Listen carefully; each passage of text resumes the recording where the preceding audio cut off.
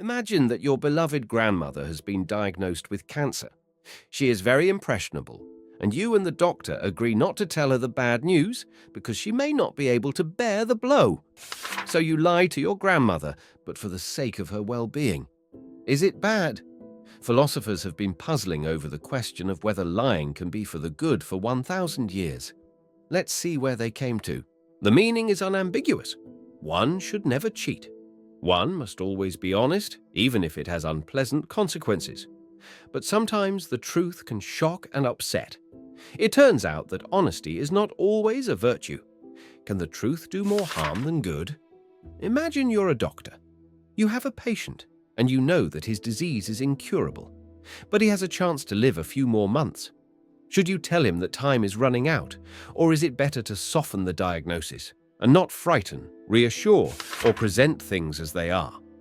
This dilemma is faced not only by doctors, but by all of us in everyday life. What do philosophers suggest? Immanuel Kant, the famous moralist, argued that truth is the moral duty of every human being. This coincides with his concept of the categorical imperative, that is, the principle that lies at the heart of the philosopher's ethics.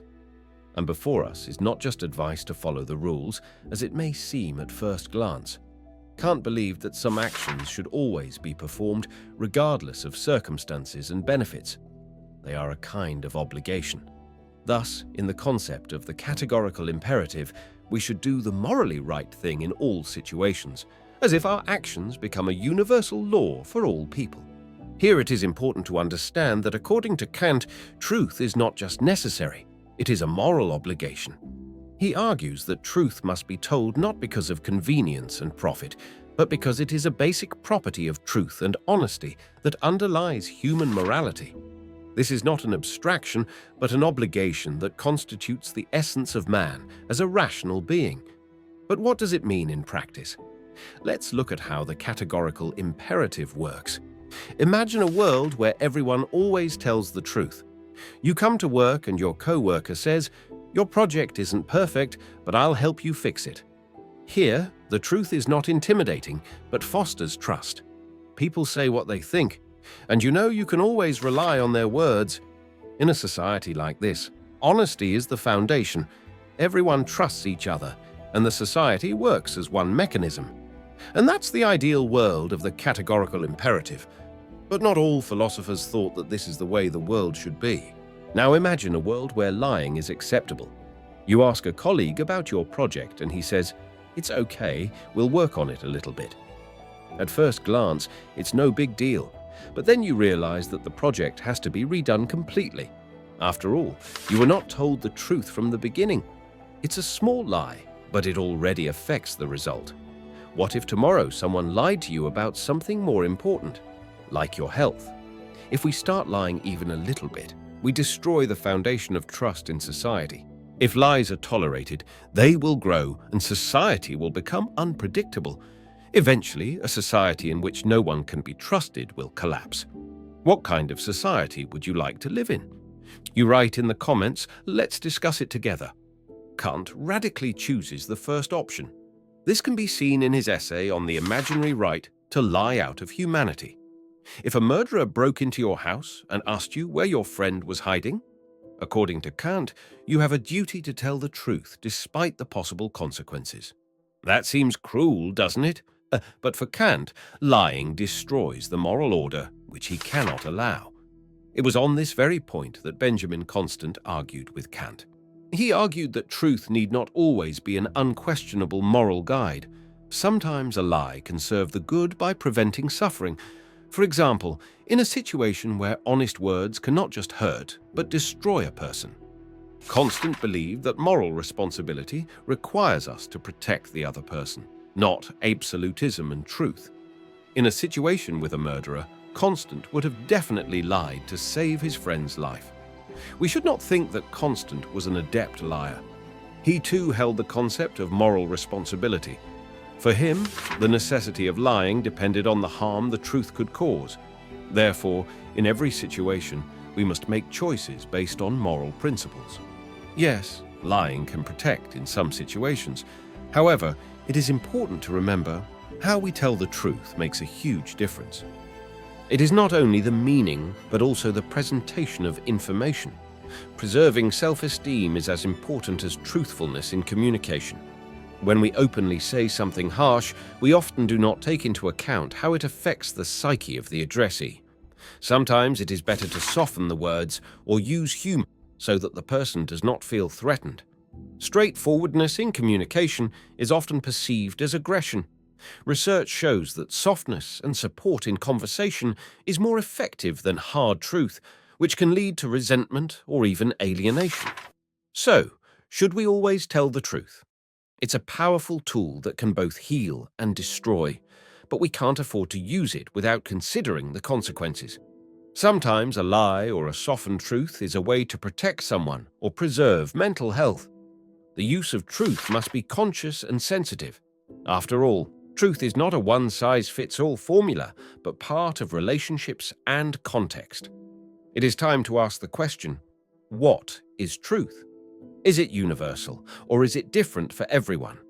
Are we confusing truth with truth? Truth and truth are two words we often use synonymously, but they actually mean different things.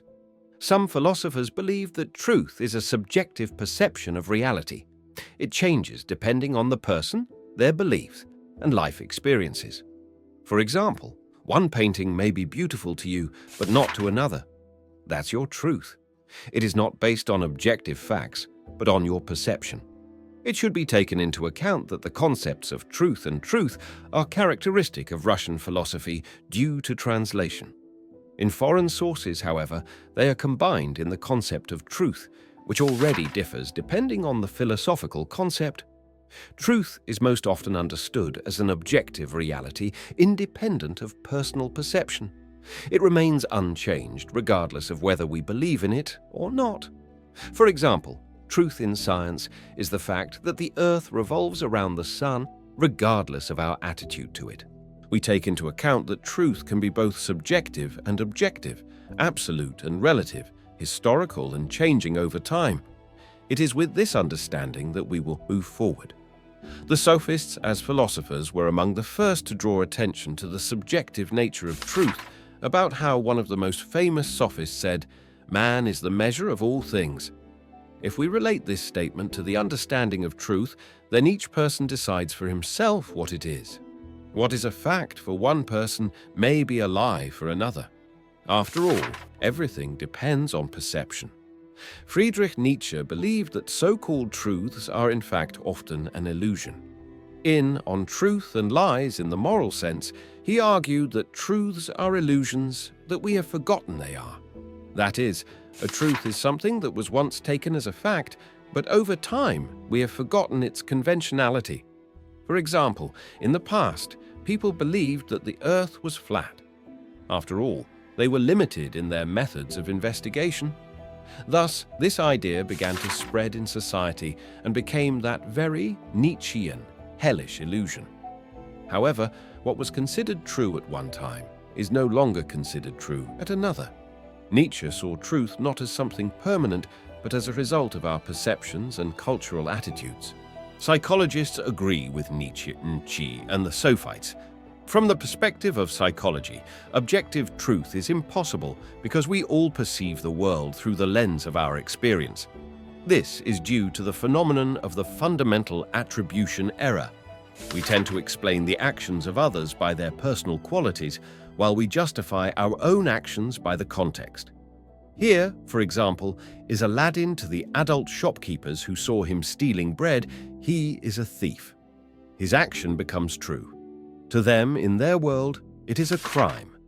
But if we look at the situation from a different perspective, we see him giving that bread to hungry children.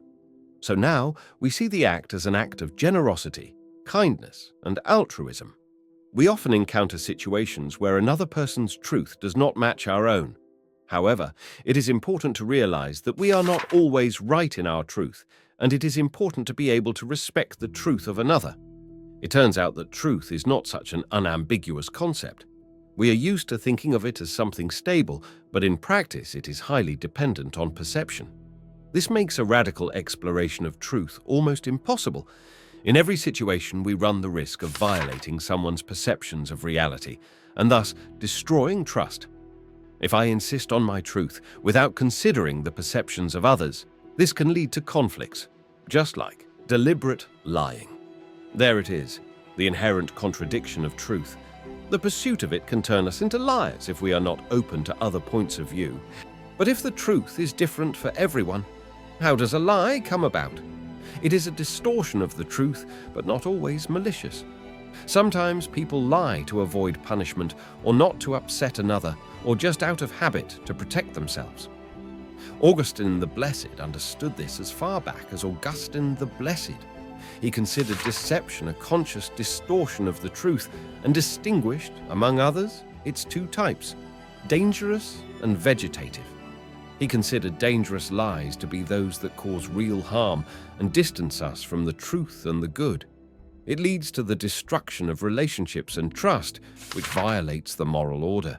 And, pardon me, people sometimes resort to complete lies to avoid upsetting someone. Although it distorts the truth, it is less destructive. But even it distorts harmony, and that's why Augustine considered any lie a sin. His concept was based on the belief that the world was created by an all-good God. And since God is the source of all good, everything in the world, including our lives, is also good, but in varying degrees. The closer we are to God and truth, the more goodness there is in us, and vice versa. And for Augustine, truth was the key to true goodness because it conforms to God's plan. And since a lie distances us from the truth, it also distances us from God and is therefore contrary to human nature. And YouTube's algorithms get in the way of carrying knowledge, which is contrary to nature. Introvert? Click the bell to bring us into harmony and don't miss any informative videos. Modern American philosopher Harry Frankfurt also agrees that lies come in many forms. In his famous work, O.N. Bullet, he separates lying and chattering. In his opinion, a liar always knows the truth, but deliberately distorts it. The chatterer, on the other hand, does not care about the truth at all, and says whatever he wants. At work, a co-worker asks, "How was your weekend?" You say, "Great," when in fact you were sad at home. That's a lie, albeit a harmless one. You deliberately distort reality to avoid bothering your co-workers. And one of your co-workers says, "I was at the beach with a friend yesterday, and the water was incredibly warm. It's just like the tropics." You know that's not true, right? Because this co-worker hasn't been out of town in a while and couldn't have been to the beach. He's not trying to deceive anyone, he's just saying whatever he can to keep the conversation going or to make an impression. Chatter will prove less damaging, but it destroys the very concept of truth. People who talk a lot create uncertainty, and because of them, no one can rely on the words of others. And that puts a strain on the psyche. And it's not so easy to distort the facts. Psychologists say that when we lie, the brain recreates all past memories and comes up with new ones that coincide with the lie. And we also have to memorize them so we don't get caught later. So, lying takes much more time and effort than telling the truth. And that is why lying has several negative consequences for the psyche. First, the brain is very tired of it. Second, lying lowers self-esteem. It literally changes the self-image and causes negative emotions, shame, guilt, and even disappointment. Constantly experiencing these emotions leads to chronic stress, and it's as if we are always waiting to be found out for lying. Lying, like truth, is not as unambiguous as it seems at first glance. It is a complex process involving fear, concern, and even defense. Lying leaves a mark on our psyche, causes internal conflict and an accumulation of stress. It always causes tension, which can lead to serious consequences for the liar's mental health. So, is lying for good? That's a bad idea. We've learned that lying is ambiguous, and while we've already seen how destructive deception is, it can help avoid pain, save relationships, and protect someone's feelings. In his treatise, The Republic, Plato introduced the concept of the noble lie.